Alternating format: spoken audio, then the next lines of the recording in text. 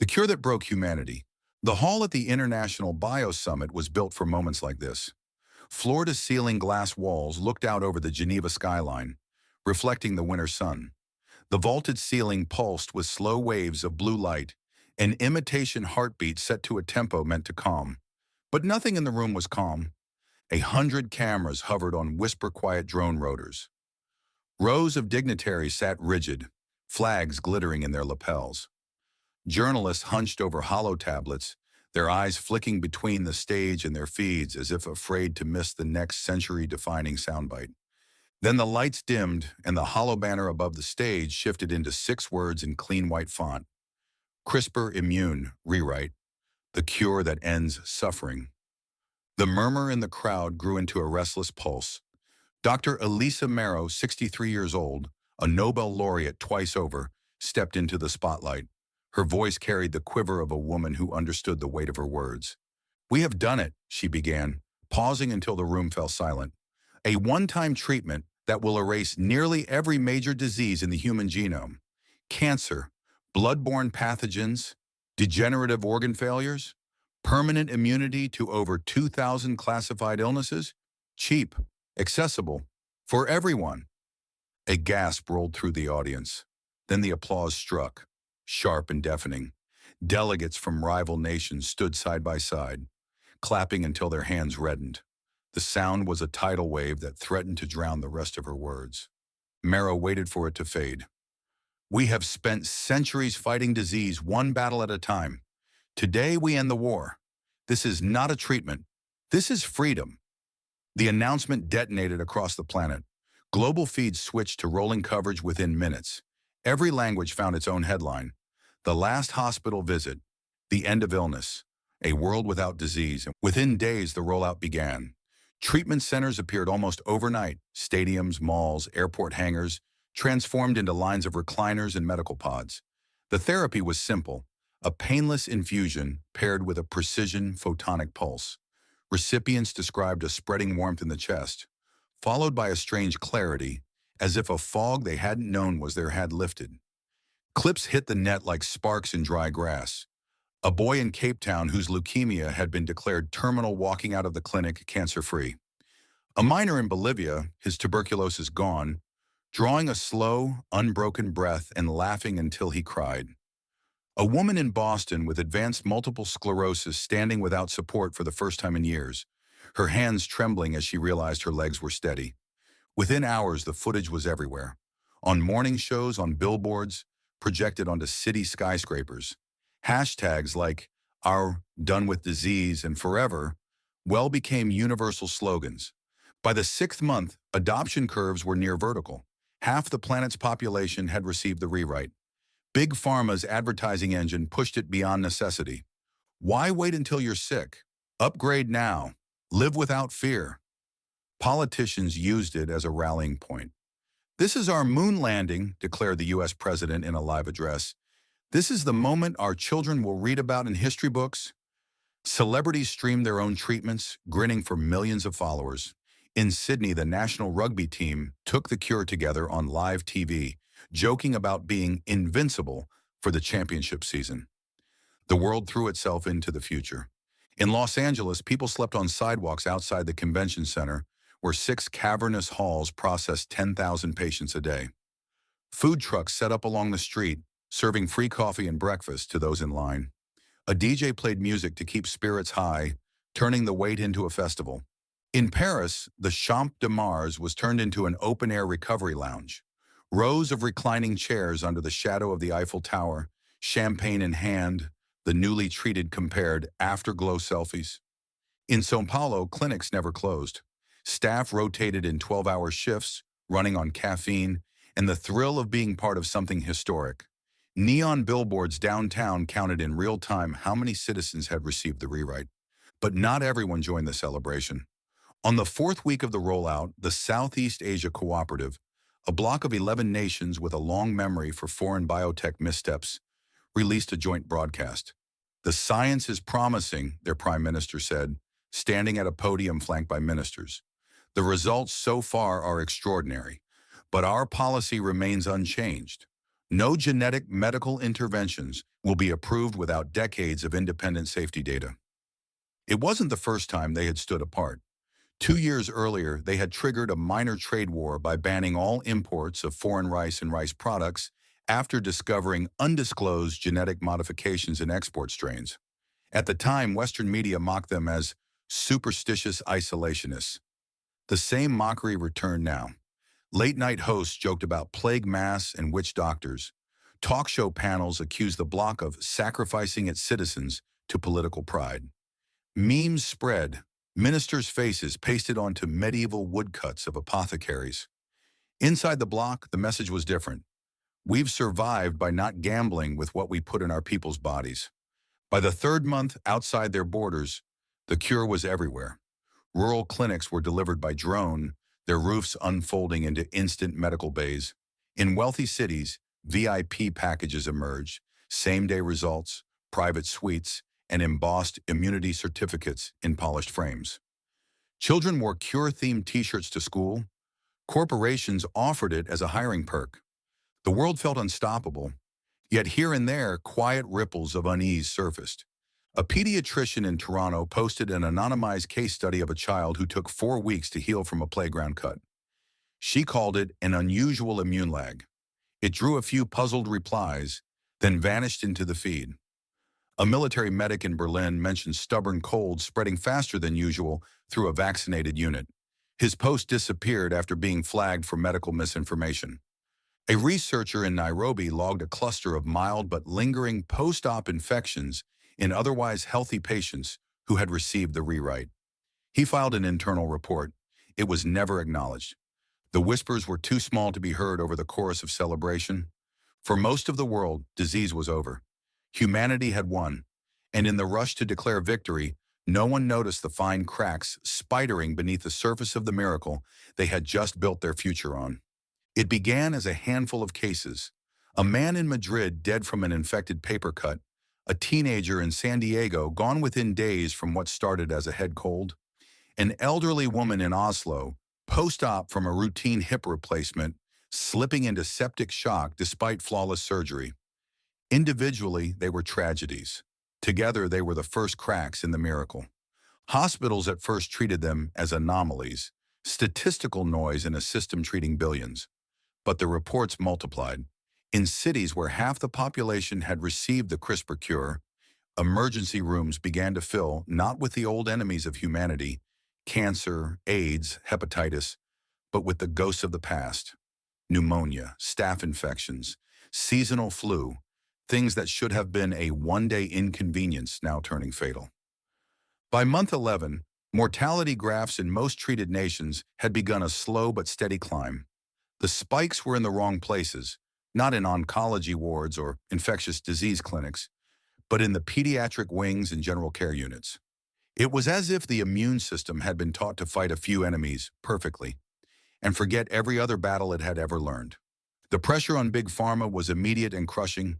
Public confidence teetered. Stock prices that had rocketed upward after the cure's release began a sickening slide.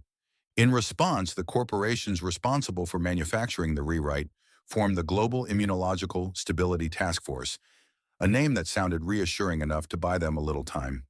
Behind the scenes, the real work was happening in a converted high-security biotech lab outside Baltimore. It was here the original CRISPR cure development team was brought back together. Many of them had left the company or gone into academia after the rollout. Now they were summoned under government contract, sworn to secrecy, and told to find the flaw before the markets implode. Among them was a new face, Maya Tran, 24 years old, just 1 year out of her undergrad at Johns Hopkins.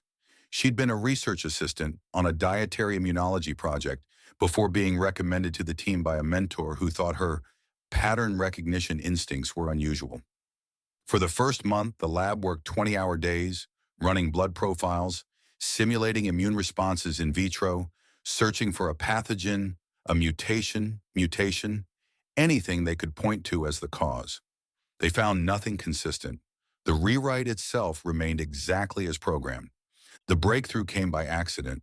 Maya had been reviewing mortality data by region, hoping to find geographic anomalies. She wasn't expecting much. The crisis seemed global. But in the Southeast Asia Cooperative, something was different. Their mortality rates, even months after the rollout, barely moved. She stared at the data for a long time. The cooperative hadn't adopted the cure, but neither had a few isolated rural communities in South America and West Africa. Those populations too had normal mortality curves. That much made sense. If you didn't take the rewrite, you didn't have the problem. But there were anomalies inside the cooperative itself, people who had received the cure through illegal clinics or foreign travel, yet still showed no signs of immune collapse. The only wild card, as her notes called it, was diet, specifically rice. It was almost a joke. 2 years earlier, the cooperative had banned all imports of foreign rice and rice products after detecting undisclosed genetic modifications in export strains. Western media had mocked them for months, calling it rice nationalism. The ban had held, so the cooperative's food supply remained entirely free of the modified grain. Maya dug into import records and found that the same modified rice strain, sold under different brand names, was everywhere else in the world. In the US, it made up 60% of the rice supply. In Europe, nearly 70%. South America, over 80%. She took the question to the lab's senior immunologist. Could the modified rice be interacting with the rewrite somehow? At first, he waved it off, but Maya persisted, pairing her mortality maps with dietary consumption data and showing him the tight correlation. Testing began in secret. Samples of the modified rice were brought in. The team found it carried a patented nutritional binding protein, an engineered molecule designed to boost nutrient uptake and prolong shelf life. By itself, harmless. But paired with the CRISPR immune rewrite, that was where the nightmare lay. The rewrite altered protein receptor pathways in the gut and liver, a side effect the original team had noted but dismissed as non-threatening. Combined with the binding protein, those pathways triggered a constant, low-level immune activation. It was like revving an engine in neutral. The system burned itself out slowly but relentlessly. Within 6 to 12 months, the bone marrow's immune stem cells were depleted. The body was left with no defense against even the smallest threat. The team compiled a preliminary report. The findings were undeniable. But before it could be sent to the World Health Authority, corporate legal teams arrived. "This does not leave this room," a lawyer told them, eyes hard. "We will verify internally and release controlled findings when the time is right. Public panic serves no one." But everyone in that lab knew what controlled findings meant. Years of delay, years of deaths, while they searched for a PR-friendly fix. Maya refused to let it go. She brought her findings to one of the senior researchers, who quietly forwarded them to a trusted contact in the Southeast Asia Cooperative. Within a week, the cooperative's health ministry announced they were aware of credible evidence that the cure's interaction with foreign genetically modified rice was the cause of the immune collapse. The reaction was instant. Treated nations accused the cooperative of fear-mongering to discredit the cure. Talk shows dismissed the rice link as a conspiracy theory. Big Pharma spokespeople called it fringe science. But doctors in the field began running their own tests and kept finding the same thing. The AI models that had guided the cure's development had never been programmed to compare treatment outcomes to dietary patterns. Building such a model would have taken years and delayed rollout, costing billions in lost market share. Instead, the interaction had been labeled statistically irrelevant and ignored. And now it was everywhere. Inside the Southeast Asia Cooperative, the discovery was treated not as a victory, but as grim vindication. They issued a statement offering food aid to stricken nations, rice and grain, from their unmodified reserves, but warned that reversing the damage to immune systems could take years. For the rest of the world, the cracks in the miracle were no longer whispers. They were fractures running straight through the foundation. The death counts rose.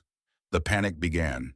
And the cure that had been sold as humanity's final triumph was starting to look like the first shot in a war no one had planned for. By the time Maya Tran's suppressed report reached the public, the damage was irreversible. It didn't happen with a bang. There was no single outbreak moment, no tipping point anyone could circle on a calendar. Instead, it was a slow, grinding collapse. Hospitals filled with people who, 6 months earlier, had been cured of the deadliest diseases humanity had ever faced. only to die now from scratches, mosquito bites, and sore throats. In the United States, bone marrow failure clinics were so overwhelmed that patients were turned away at the door. In Brazil, police stations were converted into emergency treatment centers, their holding cells filled with people too weak to stand. In France, entire nursing homes were evacuated to makeshift care tents pitched on sports fields. The news networks stopped calling it immune fatigue. That term was too soft. The public had another name, the collapse. Week after week, the numbers climbed. Mortality graphs didn't just curve upward, they spiked like mountain ranges. And the geography of survival was unmistakable. In every treated nation, the death toll soared. In the Southeast Asia Cooperative, it barely moved. That was when the world's narrative shifted. The same pundits who had mocked the cooperative for refusing the cure now asked how they had foreseen the crisis.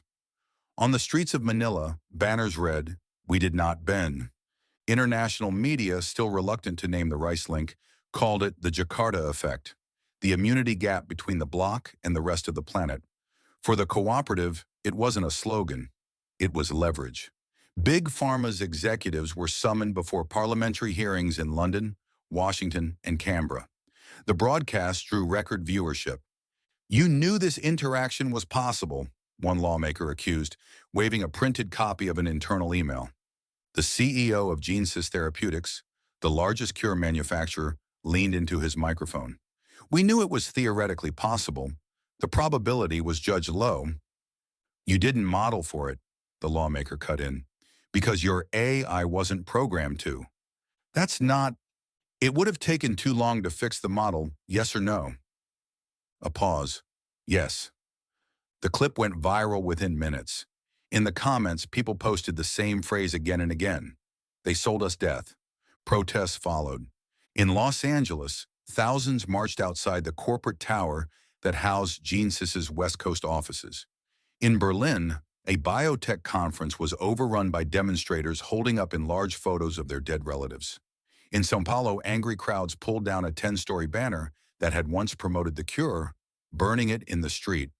The backlash turned violent in places. A group of former soldiers stormed a biotech research facility outside Madrid, destroying equipment before being arrested. In Johannesburg, the home of a senior corporate board member was firebombed. And through it all, the cooperative moved with precision. They announced that they would begin exporting their unmodified rice and grain stocks to affected nations, but only under strict conditions. Each aid agreement came with a package of demands: recognition of the cooperative's maritime sovereignty claims, permanent exemptions from foreign crop patents, full removal of certain multinational corporate assets from their territories, a binding clause that no genetic medical intervention could be distributed in their borders without decades of independent safety review. Desperate governments signed one after another. The Jakarta Accord, an emergency set of bilateral trade and aid treaties, was ratified in less than 3 months. The cooperative's rice became as valuable as oil once was, and the political order tilted on its axis. Inside Jakarta's government halls, ministers spoke openly of a new century. The city's skyline became a symbol of survival, towering glass structures gleaming above streets that bustled with life, while in much of the outside world, power flickered and hospitals overflowed. Foreign delegations arrived daily, not to negotiate from strength, but to plead. The images were stark. Western heads of state, pale and thin from immune damage, sitting at long tables across from cooperative leaders whose people still move freely through crowded markets. For Maya Tran, the shift was surreal. 2 months earlier, she had been warned to stop pursuing fringe theories about rice and the cure. Now her work was the foundation of a geopolitical transformation. She was invited to Jakarta to speak at a joint press conference. Standing beside the cooperative's health minister, she faced a wall of cameras. "This was not luck," she said. "It was policy. They refused to approve a treatment without the necessary long-term safety data. That refusal, mocked by the rest of the world, has saved millions of lives." The clip was broadcast globally, and in much of the world, her name became a rallying cry. In the cooperative, it was already legend. In the collapsing nations, things grew worse before they grew better. Immune stem cell loss couldn't be reversed overnight. The unmodified rice halted further damage. but it couldn't restore what was already gone. Recovery required gradual reintroduction of environmental microbes, the same immune training that humans had evolved over millennia. The process was dangerous. Some didn't survive it. In the United States, cities with the worst death rates set up retraining camps, controlled environments where survivors were exposed to carefully selected bacteria and viruses under medical supervision. The program was nicknamed sandbox therapy. In Europe, shortages in the food supply chain forced governments to ration cooperative rice imports, reserving them for the most vulnerable.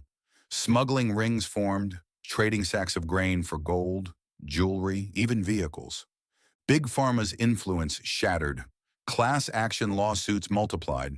In some countries, corporate boards were dismantled entirely, their executives detained pending trial. In others, they fled to jurisdictions with no extradition treaties, vanishing into private compounds behind walls and armed guards. The GeneSys CEO, the same man who had admitted in hearings that the AI model was never fixed, was later found in a gated community in the Maldives. A mob broke through the gates before security forces could intervene. His body was never recovered. By the end of the first year of the collapse, global power had shifted. The cooperative's GDP surged as they became the hub of trade, food supply, and medical consultation. Jakarta replaced New York as the world's financial heartbeat. English and Mandarin remained global languages, but Bahasa Indonesia and Malay were suddenly in high demand in business and diplomacy. The rice line, the political and epidemiological border between the immune-intact cooperative and the immune-devastated rest of the world, became both a physical and symbolic divide. Cartographers began marking it on maps in deep red. Two things were now certain. The world would never again trust the unchecked promises of biotech corporations. And the center of gravity, political, economic, cultural, had moved east. For the cooperative, this was the long game they had always played: survival through caution, power through patience. For the rest of the world, it was a lesson learned too late. And for Maya Tran, it was the beginning of a different kind of war, not against the disease, but against the arrogance that had birthed the cure in the first place. 2 years after the collapse began, the world was quieter. Not peaceful, never peaceful, but quieter. The constant hum of traffic in the megacities was gone. In its place came the softer noises of a slower civilization.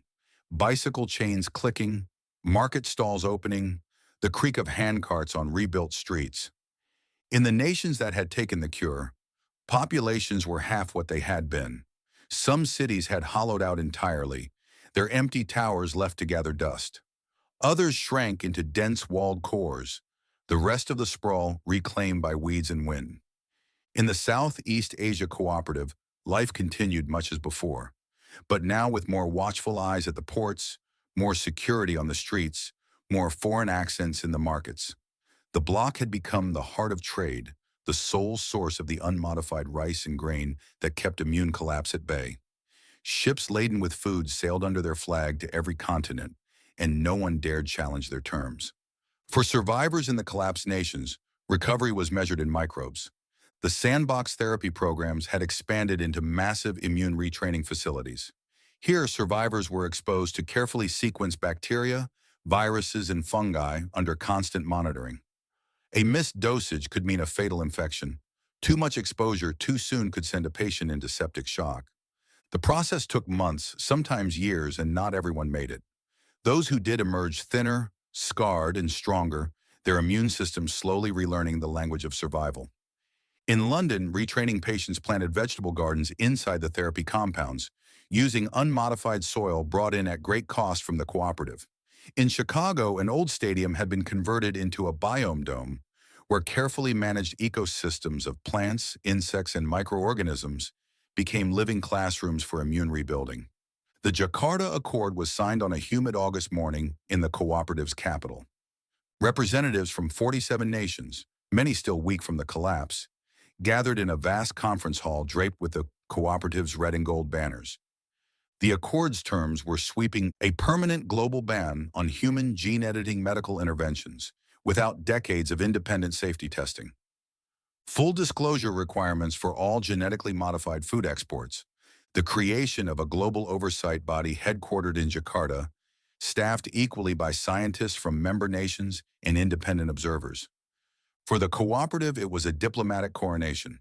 For the rest of the world, it was a surrender to reality.